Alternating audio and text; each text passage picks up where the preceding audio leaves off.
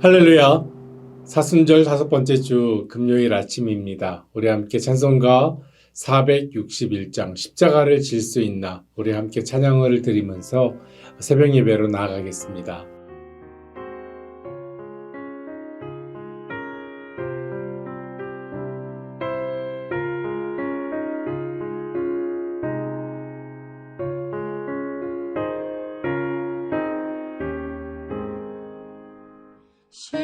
십자가를 질 수 있나 주가 물어보실 때 죽기까지 따르오리 성도 대답하였다.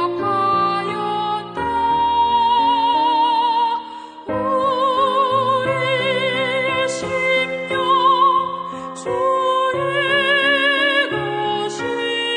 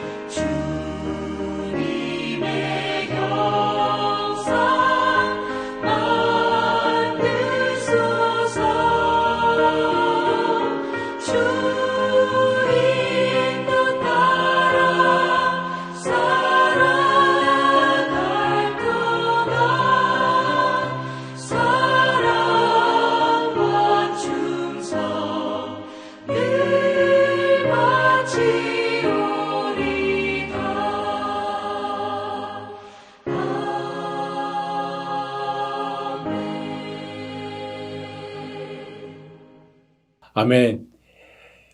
오늘 기도할 제목은 금요 월식 가운데 오순절 마가의 다락방에 임하셨던 그 성령이 역사하여 하나님의 역사를 보게 하옵소서라는 기도 제목으로 함께 우리 금요 월식을 위하여 기도하겠습니다. 사랑해 주님 참으로 감사합니다. 우리의 심령 주의 것임을 이 시간 저희가 고백하게 하심을 감사합니다. 하나님, 저희가 찬양한 대로, 저희가 기도한 대로 우리의 심령 주의 것으로 만들어 주시어서 매일같이 주님 닮아가는, 주님께 나아가는 제자의 삶 될 수 있도록 인도하여 주시옵소서. 오늘 금요 워십을 위하여 기도합니다. 금요 워십 가운데 오순절 마가 다락방에 있었던 그 성령의 뜨거운 역사가 우리들의 예배 가운데, 우리들의 모임 가운데 함께하여 주시어서 하나님의 역사를 다시 한번 만나고 경험하는 귀하고 복된 시간으로 인도하여 주시옵소서. 이 시간 하나님의 말씀을 나눕니다. 예수님께서 저희를 위하여 감난산에서 기도하셨던 그 모습을 나눌 때에 하나님 저희에게 말씀하여 주옵시고 성령의 은혜가 뜨겁게 넘쳐 흐를 수 있도록 주여 붙잡아 주시옵소서. 살아계신 예수님의 이름으로 기도드렸습니다. 아멘. 이 시간 함께 나눌 말씀은 우리 계속해서 마가복음 보고 있는데요. 14장 32절로 42절까지에 있는 말씀입니다. 저와 함께 합독하였으면 좋겠습니다. 32절입니다. 그들이 겟세마네라 하는 곳에 이름에 예수께서 제자들에게 이르시되 내가 기도할 동안에 너희는 여기 앉아 있으라 하시고 베드로와 야고보와 요한을 데리고 가실새 심히 놀라시며 슬퍼하사 말씀하시되 내 마음이 심히 고민하여 죽게 되었으니 너희는 여기 머물라 깨어 있으라 하시고 조금 나아가사 땅에 엎드려 될 수 있는 대로 그때가 자기에게서 지나가기를 구하며 이르시되 아빠 아버지여 아버지께는 모든 것이 가능하오니 이 잔을 내게서 옮기시옵소서. 그러나 나의 원대로 마시옵고 아버지의 원대로 하옵소서 하시고 돌아오사 제자들이 자는 것을 보시고 베드로에게 말씀하시되 시몬아 자느냐 내가 1시간도 깨어 있을 수 없더냐 시험에 들지 않게 깨어 있어 기도하라. 마음에는 원이로되 육신이 약하도다 하시고 다시 나아가 동일한 말씀으로 기도하시고 다시 오사 보신즉 그들이 자니 이는 그들의 눈이 심히 피곤함이라. 그들이 예수께 무엇으로 대답할 줄을 알지 못하더라. 세 번째 오사 그들에게 이르시되 이제는 자고 쉬라. 그만 되었다. 때가 왔도다. 보라 인자가 죄인의 손에 팔리느니라. 일어나라. 함께 가자. 보라 나를 파는 자가 가까이 왔느니라. 아멘. 오늘 말씀은 예수님께서 십자가에 달려 돌아가시기 전날 밤의 이야기입니다. 장소는 우리가 너무나도 잘 알고 있듯이 감난산 겟세마네 동산입니다. 이 밤에 로마 군인들에게 잡히시기 전 겟세마네 동산에서 기도하시는 예수님의 모습을 오늘 우리는 성경을 통하여 만날 수 있습니다. 겟세마네에서 기도하시는 모습은 마태복음 26장에도 나오고 누가복음 22장에도 동일하게 기록되어 있습니다. 이 모습을 누가복음에서는 이렇게 전하고 있습니다. 누가복음 22장 39절입니다. 예수께서 나가서 습관을 따라 감람산에 가심에 제자들도 따라갔더니 예수님은 항상 습관처럼 기도하셨어요. 그때 예수님과 함께한 제자들이 있었습니다. 바로 베드로와 야고보와 요한이었습니다. 예수님은 이 제자들을 데리시고 기도하러 겟세마네로 올라가셨습니다. 이 세 제자를 왜 데리고 가셨을까요? 아마도 예수님께서 매우 힘들어 하실 때에 함께 깨어서 기도해달라고 특별히 부르신 것 같습니다. 34절과 34절에 있는 말씀입니다. 베드로와 야고보와 요한을 데리고 가실새 심히 놀라시며 슬퍼하사 말씀하시되 내 마음이 심히 고민하여 죽게 되었으니 너희는 여기 머물러 깨어 있으라 하시고 주님께서는 이렇게 말씀하셨습니다. 예수님을 옥죄어 오는 고난과 죽음의 상황에서 그분의 발걸음은 기도의 자리로 향하고 계셨던 것입니다. 말씀을 묵상하면서 그런 생각을 또다시 한번 해보았습니다. 이때 예수님의 마음은 어떠셨을까요? 예수님의 그 감정은 어떠셨을까요? 조금 전에 보았던 성경을 보니까 뭐라고 얘기 나옵니까? 뭐라고 쓰여 있습니까?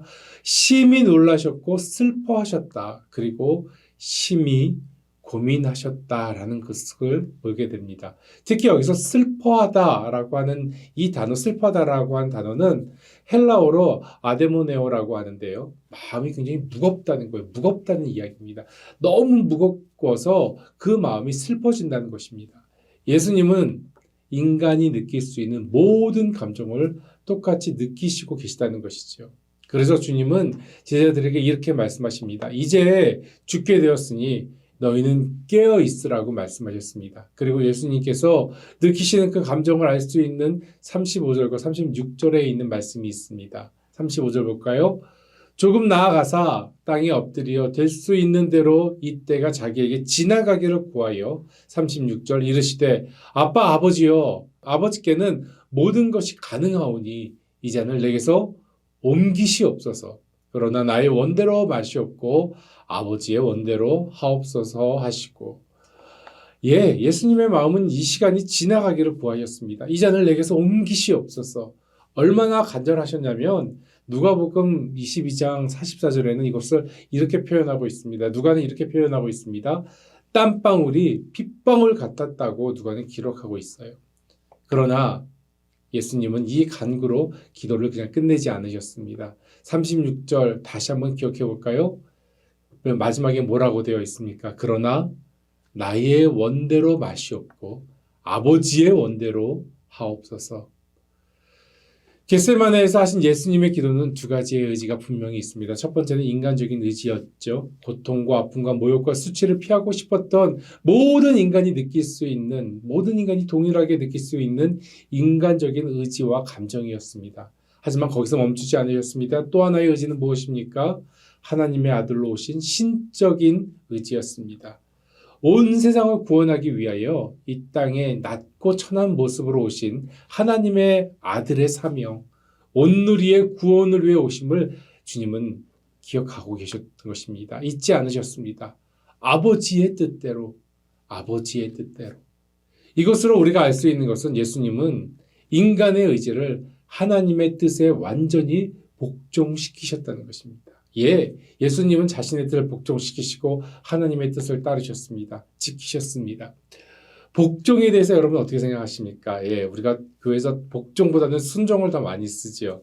근데 순종과 복종은 조금 틀린 것 같습니다. 순종은 주인의 마음을 미리 알아서 그분이 기뻐하는 대로 행하고 사는 것입니다. 그런데 복종은 좀 틀린 것 같아요. 복종은 내 뜻이 있지만 내 뜻이 아니라 주인의 말에 네라고 대답하며 그분의 뜻을 따르는 것입니다. 저는 이것을 이렇게 해석하고 싶어요. 신발을 닦는 아들의 마음을 비유할 수 있을 것 같습니다. 아빠가 아침 6시마다 일어나서 이제 일찍이 출근을 하시는데 구두가 깨끗한 걸 너무나 좋아하세요. 그래서 그 모습을 보고 기뻐하는 모습을 보고 아들이 아침에 더 일찍 일어나서 아빠가 기뻐하실 걸 생각하고 그 구두를 열심히 닦아놓고 있는 그 아들의 모습. 저는 그 아들을 순종하는 아들이라고 생각합니다. 그런데 복종하는 아들은 무엇일까요? 피곤하지만 힘들지만 그래도 아빠가 얘기합니다. 내 신발을 좀 닦아줄 수 있겠니? 라고 이야기했을 때 네, 그럼요. 라고 하면서 그 말에 순순히 따라서 복종하며 그 구두를 닦아놓는 아들이라는 것입니다. 그렇다면 또 다른 게 있겠죠. 굴복이 있겠죠. 굴복은 뭘까요? 아빠가 이야기합니다. 너 맞고 닦을래? 아니면 그냥 닦을래? 라고 이야기했을 때 아들이 억지로 일어나서 아빠한테 맞기 싫어서 툴툴거리면서 신발을 닦는다면 그것은 굴복하는 아들일 것입니다. 오늘 예수님의 모습을 보면서 우리는 하나님의 말씀에 복종함이 얼마나 귀한 것인지 알게 됩니다. 하나님의 자녀는 하나님께 복종해야 될 줄로 믿습니다. 복종해야 됩니다. 내 뜻이 있지만 그 뜻을 하나님의 뜻 아래에 내려놓는 것입니다. 예수님을 본받는 제자의 길, 그 제자의 길의 모습이 바로 하나님 앞에 그리고 주의 말씀 앞에 복종하는 것입니다. 예수님은 하나님으로 오심과 동시에 인간으로 오셨습니다. 이렇게 얘기하면 실망하는 사람도 있을 수 있는 것 같아요. 아니, 예수님이 신으로 오신 게 아니라 인간으로도 오셨다고 라고 이야기할 수 있을 것 같아요. 분명히 말할 수 있는 것은 예수님은 하나님이십니다. 그러나 인간의 몸으로 우리를 위해 오신 것입니다. 이것이 우리에게 큰 은혜이지요. 생각해 봅시다. 인간으로 오셔서 우리와 똑같이 모든 상황을 이해하시고 우리의 마음을 똑같이 살피실 수 있다는 것입니다. 예수님은 그래서 배고픔도 있으셨고 슬픔도 고통도 때로는 모욕도 상처도 심지어 죽음까지도 우리의 모든 것을 알고 계시다는 것입니다. 그래서 성경에 여러 번 나오죠. 예수님이 우셨다는 이야기도 우리들이 종종 보게 됩니다. 정말 큰 은혜는 예수님께서 낮고 천한 인간의 모습으로 오셔서 우리를 이해하시고 우리를 위하여 구원의 제물이 되어주신다는 것입니다. 부자가 가난한 사람들을 이해한다고 자신의 재산을 포기하고 가난해지는 것도 참 어려운 일이죠. 그렇지만 예수님은 어떻습니까? 예수님은 하늘 부자를 버리시고 우리에게 오셔서 십자가에서 우리를 위하여, 나를 위하여 처절하게 죽으셨습니다. 예수님의 이 은혜, 이 십자가의 은혜를 사순절 기간 깊이 동참하는 저와 여러분, 은혜의 우리 ANC 한거적들 되기를 주님의 이름으로 소망합니다. 오늘 성경 본문에서 또 다른 하나의 그림이 있죠. 예, 바로 제자들입니다. 베드로와 야고보와 요한입니다. 예수님께서는 죽음의 고통을 앞두고 기도하러 가시면서 그들과 함께 하셨습니다. 그리고 그들에게 부탁하셨습니다. 깨어 있으라, 깨어 기도하라. 누가복음 22장 40절에는 이렇게 말씀하고 있습니다. 유혹에 빠지지 않게 기도하라. 그리고 두 번째 오셨을 때 시험에 들지 않게 기도하라. 그들에게 명령하시고 부탁하셨어요. 그러나 그들은 육체의 피곤함을 이기지 못하고 어떻게 되었습니까? 예, 바로 잠에 잠들어 버렸습니다. 어제 본문에서 우리는 이 제자들의 호언장담했던 모습을 기억할 수 있습니다. 우리의 오늘 본문 바로 전구절인데요. 31절입니다. 제가 다시 한번 봉독합니다. 31절. 베드로가 힘있게 말하되 내가 주와 함께 죽을지언정 주를 부인하지 않겠나이다 하고 모든 제자도 이와 같이 말하니라. 예, 베드로뿐만 아니라 제자들 모두 호언장담했습니다. 주님과 함께 죽을지언정이라고 이야기했지만 하지만 오늘의 모습을 볼까요? 37절 38절입니다. 돌아오사 제자들이 자는 것을 보시고 베드로에게 말씀하시되 시몬아 자느냐? 내가 1시간도 깨어 있을 수 없더냐? 시험에 들지 않게 깨어 있어 기도하라. 마음에는 원이로되 육신이 약하도다 하시고 40절에는 어떻게 됐습니까? 그 제자들의 모습이 어떻습니까? 그들이 예수님께 무엇으로 대답할 줄을 알지 못하더라. 예, 너무나 민망한 상황으로 빠져들었던 제자들의 모습이 보입니다. 예수님은 이렇게 말씀하십니다. 시험에 들지 않게 깨어 기도하라. 마음에는 원이로되 육신이 약하도다.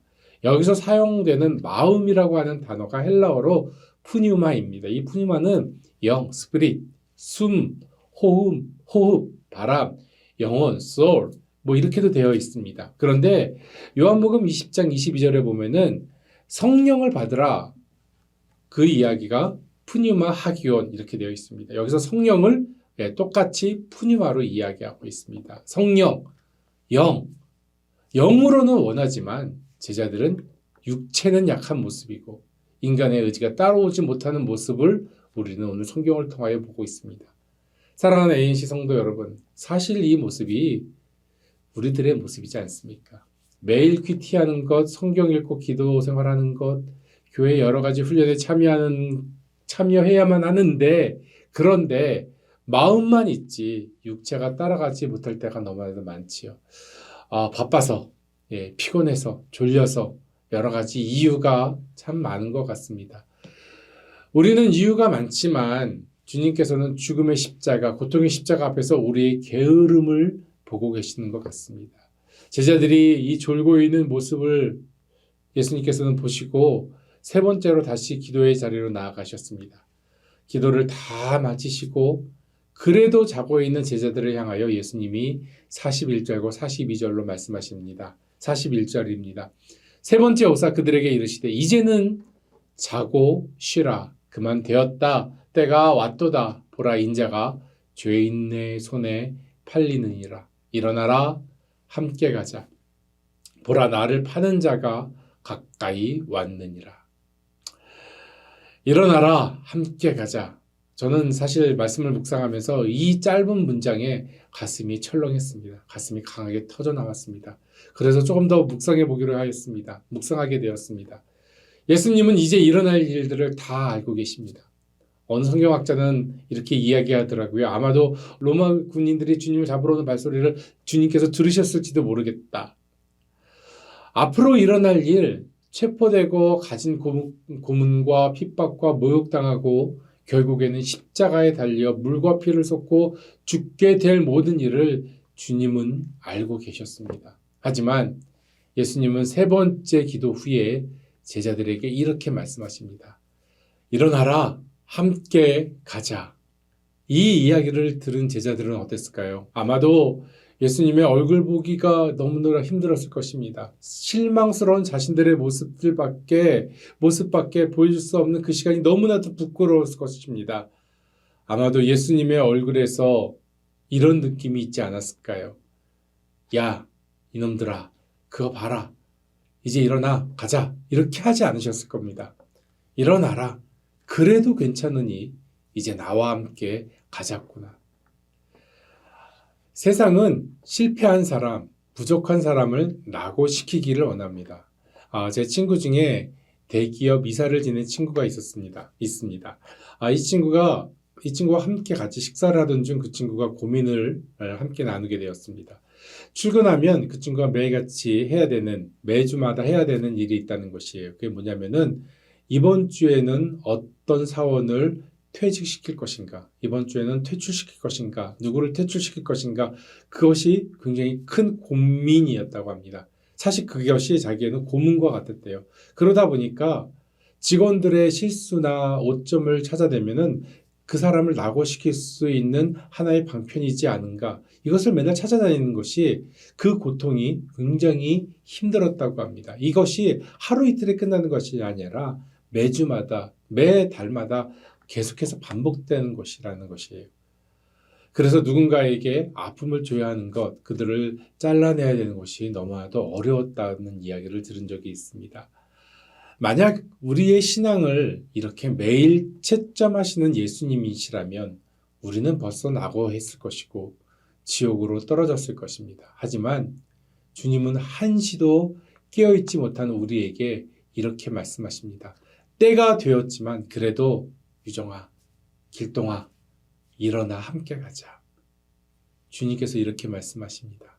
그래도 너와 내가 함께 가길 원한다. 일어나 함께 가자. 우리 역시도 베드로와 야고보와 요한과 같이 항상 주님을 실망시킵니다. 때때로 호언정담하지만 결과는 어떻습니까? 우리 입술에 빈 수레만 요란할 때가 너무나도 많습니다. 죽을지언정 주님의 모든 명령을 따르겠습니다라고 얘기하고 있지만, 그리고 우리가 담는 말은 하지만, 그런데요, 이래서요 라고 하는 변명밖에 하지 않을 때가 너무나도 많다는 것이죠. 우리 삶의 상황이 고난에 놓여지고 육체의 연약함과 피곤함이 밀려오면 우리는 십자가의 주님보다 내 삶 챙기는 모습이 바로 우리들의 모습이지 않습니까? 예수님께서는 그럼에도 불구하고 쓰러져 자고 있는 우리들에게 이렇게 말씀하고 계십니다. 일어나라, 함께 가자. 아마도 이 말씀, 일어나라 함께 가자는 제자들에게 예수님을 정말 많이 기억에 남게 하는 그런 말씀이었을 것입니다. 제자들이 주님께서 부활하신 후 사도가 되어서 초대교회 여러 지역을 담당하며 말씀을 전파했을 때 그 많은 교회의 핍박 중에서도 어렵고 힘든 일이 있을 때마다 아마 이 말씀 붙잡았을 것 같아요. 일어나라, 함께 가자. 구원의 복음을 전하느라 힘들고 고통스럽지. 그래, 일어나 나와 함께 가자. 비록 너희가 부족하지만 그래, 나와 함께 가자. 복음의 말씀으로 일어나라. 말씀을 마치려고 합니다. 사랑하는 성도 여러분, 오늘도 예수님은 우리에게 이렇게 말씀하십니다. 일어나라, 함께 가자. 십자가에 달려 돌아가시는 예수님께서 지금 이 시간 끝까지 우리와 함께 동행하시기를 소망하십니다. 예수님께서 겟세마네에서 땀방울이 핏방울이 되신 것처럼 우리도 기도로 이 예수님과 동행하기를 원합니다. 팀 켈러 목사님이 이렇게 말씀하셨어요. 기도는 고단한 씨름입니다. 하지만 본질에 맞닿은 경이로운 길입니다. 다시 한번 반복할까요? 기도는 고단한 씨름입니다. 하지만 본질에 맞닿은 경이로운 길입니다. 우리의 부족함을 버리고 우리의 영적인 나태함을 벗어버리고 우리 육신의 게으름에서 깨어나 주님의 부름에 기도하며 복음의 본질을 맞닿아 함께 일어나기를 주님의 이름으로 소망합니다. 주님과 함께 일어나 동행하는 참된 예수님의 제자들 되시기를 주님의 이름으로 축원합니다. 함께 기도하겠습니다. 사랑의 하나님, 이 시간 저희들의 모습을 돌아봅니다. 저희들의 모습이 깨어있기를 소망합니다. 그래서 주님이 일어나라 함께 가자라고 이야기했을 때 부족하지만 저희의 모습 주님께 맡기고 주님의 말씀에 따라 동행할 수 있는 우리의 삶 되어질 수 있도록 인도하여 주시옵소서. 오늘도 저희의 부족함, 나태함, 저희의 자고 있는 심령들을 주님께서 깨워주시길 원하고 깨움받고 주님과 동행하여 예수님의 그 귀한 십자가의 은혜에 동참하는 저희의 삶 될 수 있도록 인도하여 주시옵소서. 감사합니다. 살아계신 예수님의 이름으로 기도했습니다. 아멘. 계속해서 여러분 가지고 계신 기도 제목으로 나아가겠습니다.